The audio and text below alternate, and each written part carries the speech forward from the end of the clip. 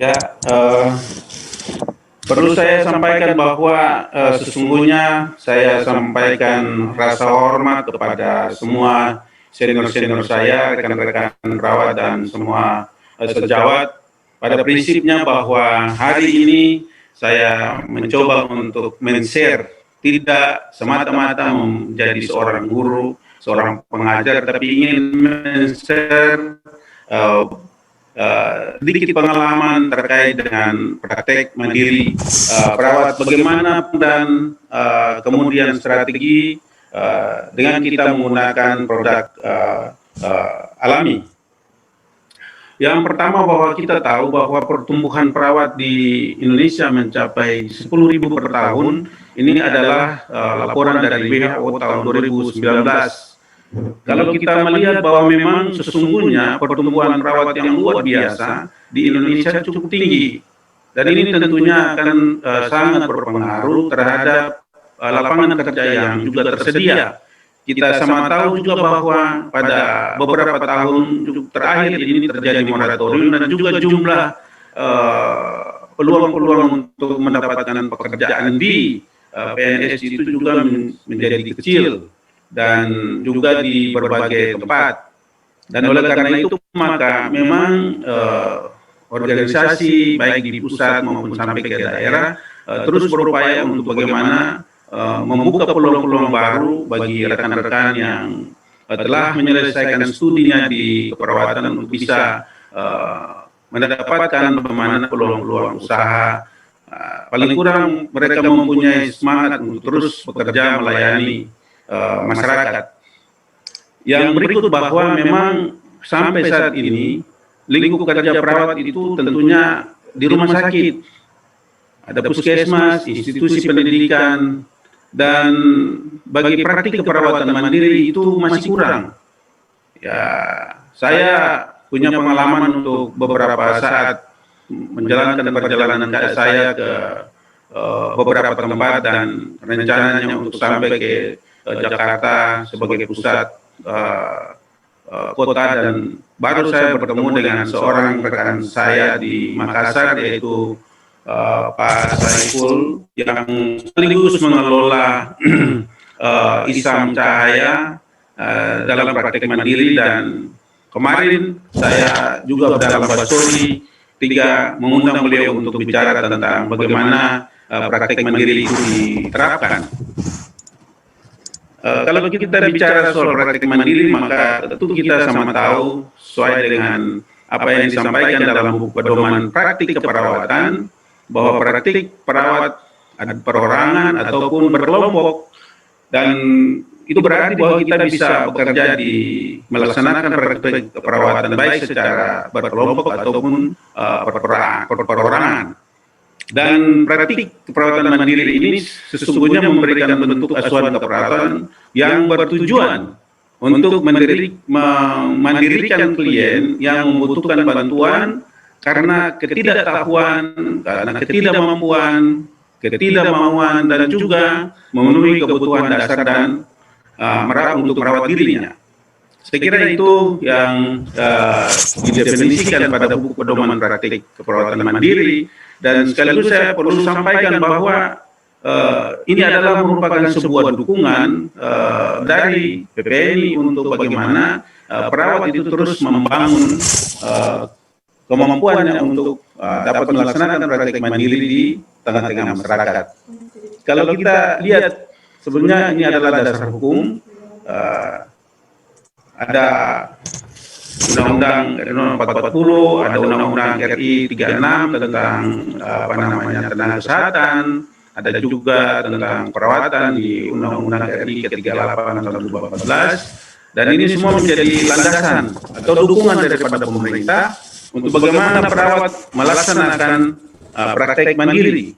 Jadi kita tahu bahwa memang dari sisi pemerintah telah memberikan landasan hukum yang kuat untuk mendukung perawat Indonesia melaksanakan praktek mandiri, dan juga dari organisasi profesi dalam hal ini PPNI telah memberikan peluang lewat buku pedoman keperawatan yang selalu bisa kita gunakan untuk membuka usaha kita ke depan.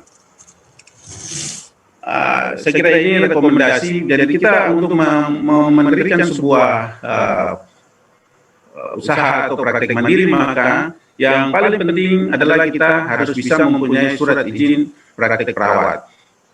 Nah, ini sesuai dengan aturan yang berlaku.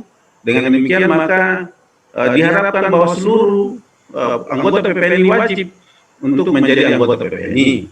Kemudian mereka juga harus melaksanakan kewajibannya, kemudian bebas dari sanksi-sanksi atau kode etik, dan kemudian yang paling penting adalah mereka juga harus mempunyai sertifikat gawat darurat.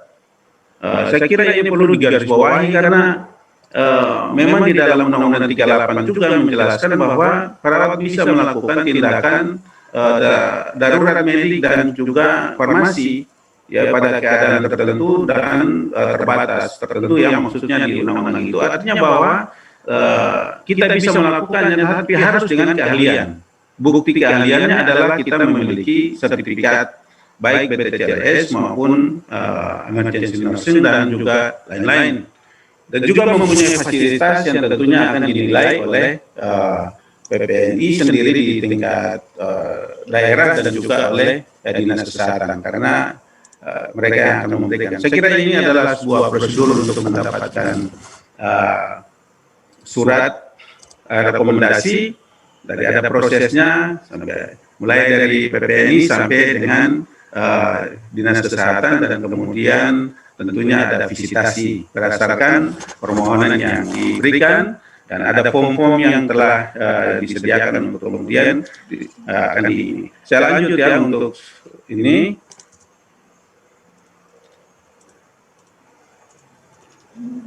Ya, jadi ini wewenang. Saya kira pada prinsipnya bahwa perawat tetap melaksanakan ASKEP seperti apa disampaikan oleh Dr. Rusdi tadi bahwa ASKEP menjadi acuan untuk setiap perawat yang membuka praktek mandiri.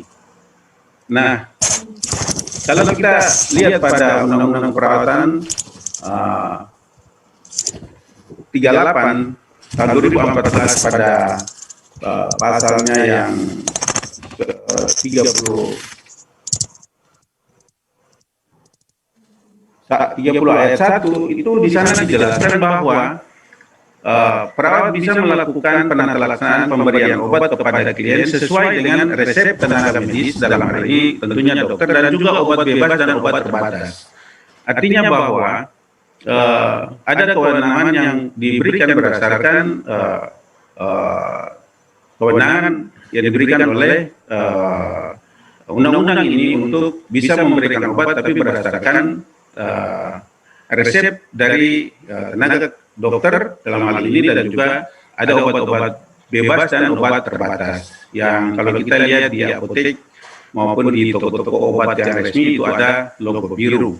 Dan kemudian pada pasal 30 ayat yang kedua ini wewenangnya adalah melakukan penata keperawatan komplementer dan alternatif. Ini yang sebetulnya perlu kita bahas lebih jauh.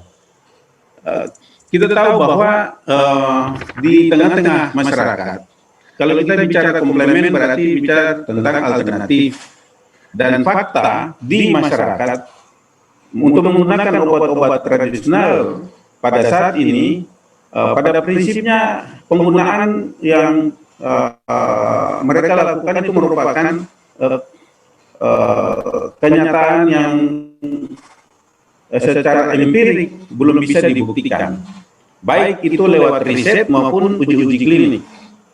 Kita pada saat terjadi COVID banyak menggunakan produk-produk tradisional, dan oleh karena itu juga belum tentu kita menggunakannya dengan bisa bermanfaat karena tidak melalui riset atau uji klinik.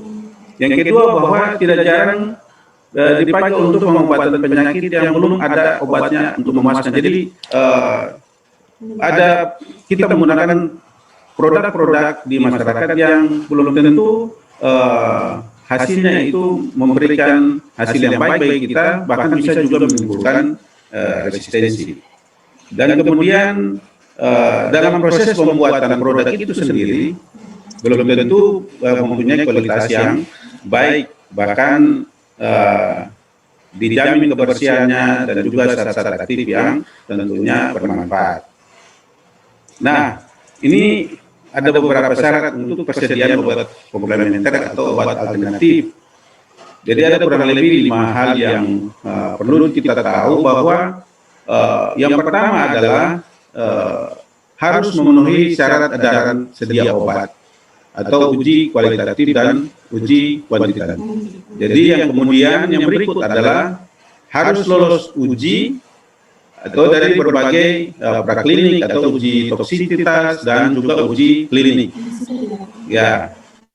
Dan yang berikut adalah harus terdaftar dalam MIMS. Ya, kita tahu bahwa tadi apa yang dijelaskan oleh Ibu Alfa, bahwa ada uji klinik terhadap produk-produk obat kita. Nah, bentuk-bentuk praktik keperawatan mandiri yang bisa kita lakukan adalah misalnya melakukan home care. Saya pikir di Indonesia saat ini banyak sekali peluang-peluang untuk home care. Ada juga pediatric care, ada palliative care, banyak sekali pasien-pasien CA yang kemudian banyak melakukan pelayanan di rumah, dan kemudian keperawatan jiwa praktik komplementer yang lain yang saat ini juga berkembang di Indonesia. Kita tahu bahwa untuk praktik komplementer di Kementerian Kesehatan juga ada sebuah bagian baru yang mengembangkan praktik ini sampai ke daerah-daerah. Nah, pada pasal 30 ayat 2 dari Undang-Undang 38 tentang keperawatan itu wewenang akan melakukan penanganan komplementer dan alternatif. Nah, di sini yang dimaksudkan adalah obat herbal yang terstandar, fitofarmaka, maksudnya produk-produk yang sudah diuji atau ya uji klinis, kemudian ada juga yang sudah masuk di MIMS. Nah, saya coba share sedikit, Bapak Ibu, izin kalau kita bicara tentang produk HDI yang telah dijelaskan manfaatnya oleh Ibu Alfa tadi, bahwa produk HDI sesungguhnya telah mendapatkan akreditasi, yaitu memenuhi persyaratan izin edar pada Balai POM RI, dan juga produk HDI juga tersertifikasi halal dari MUI dan juga dari Asian Pacific Halal Services New Zealand dan juga dari Ivanka. Selain itu, sebanyak 17 produk perlembagaan HDI juga telah didaftar di dalam MINS atau Monthly Index of Medical Specialists. Ya, seperti salah satunya yang tadi disampaikan oleh Ibu Alfa terkait dengan bipropolis. Kalau kita bicara tentang peluang dan strategi, maka saya ingin share dengan Bapak Ibu bahwa ini adalah produk-produk yang sudah bisa kita manfaatkan di praktek mandiri kita, baik sebagai perawat, sebagai bidan,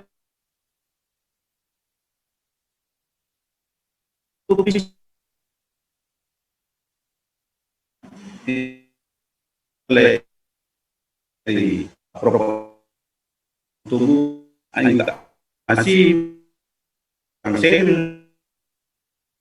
divisi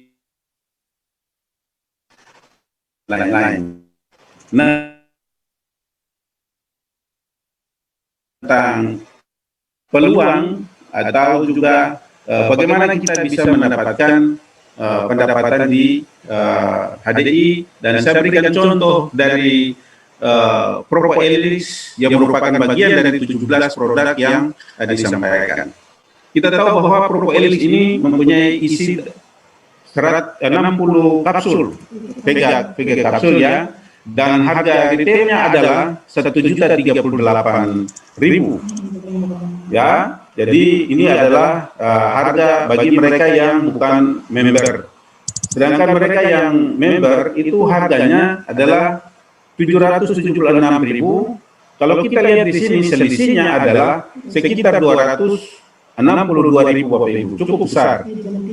Dan ini untuk region 3 ada, dan kalau kita membuka praktek mandiri dan kita mempunyai pasien, lalu kita memberikannya dengan dosis 3 kali 1 kapsul saja per hari, maka kita akan memberikan bayaran bagi ada sekitar 17.300 rupiah saja.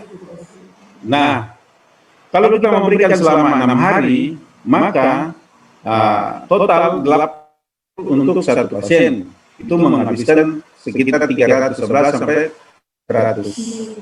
Ya. Dan target kalau kita mempunyai pendapatan kita mempunyai pasien per hari, maka target kita bisa 2 box Propoelix itu bisa habis. Dan per bulan saya hitung prediksinya adalah kurang lebih 48 box dalam 24 hari. Maka potensi pendapatan dari Propoelix kalau kita terapkan aja di praktek mandiri kita, itu kita hitung bisa 48 box tadi dikasih Bapak. Jadi tiap produk itu ada poinnya. Ya, jadi kalau untuk poin Propoelix itu 166,84 bisnis poin, dan itu berarti sudah 8.000 bisnis poin. Dan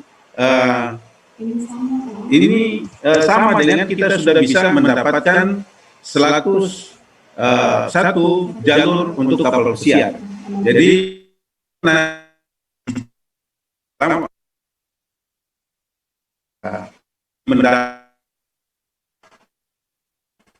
cukup membuka pikiran potensi dengan 8 pasien, Bapak Ibu, kita bisa menghabiskan 48 box dan 8.000, dan potensi pendapatan kita itu saya hitung mencapai 12 juta rupiah, Bapak Ibu. Ya, ini untuk pendapatan retail.